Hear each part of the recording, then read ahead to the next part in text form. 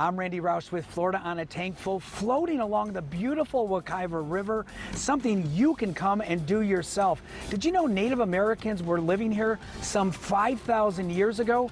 How do we know that? We have found their artifacts. We'll have that story right when we come back.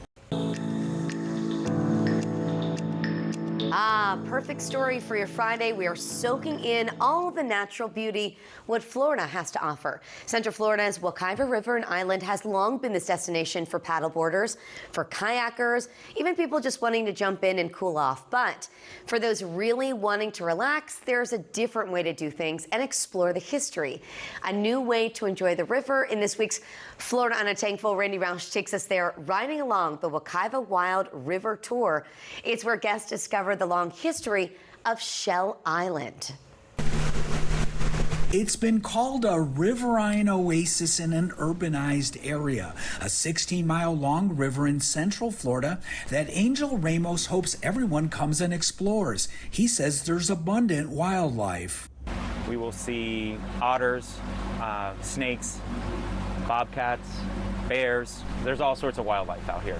Angel has created Wekiva Wild River Tour, exploration along this pristine waterway, typically done by paddling, now done by a propeller. When you're out here, you literally feel like you're in the middle of nowhere.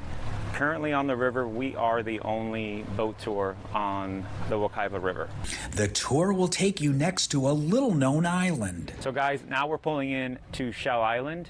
An island along the river with an interesting past. So these mounds were created by the Native Americans. Native Americans who once called Shell Island home. We were given permission to walk the private space, exploring shell mounds created by these hunters and gatherers. What may surprise you is who owns Shell Island. It's a private location owned by Rollins College, and they've been digging for artifacts here for years. Tour guide Angel and I went to Rollins College to learn more about what has been uncovered along the Wekiva.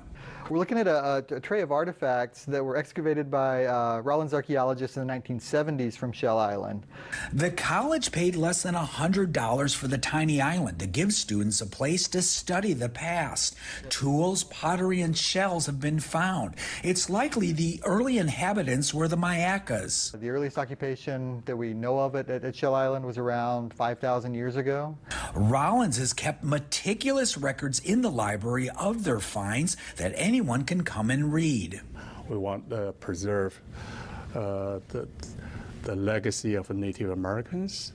So check this out, Randy. This is all broken pottery from the Native Americans out here. Angel has been known to uncover pieces of the past himself along the tour. An hour-long ride bringing you close to nature, wildlife, and the past. Along the Wekiva River for Florida on a Tankful, Randy Roush, Spectrum News.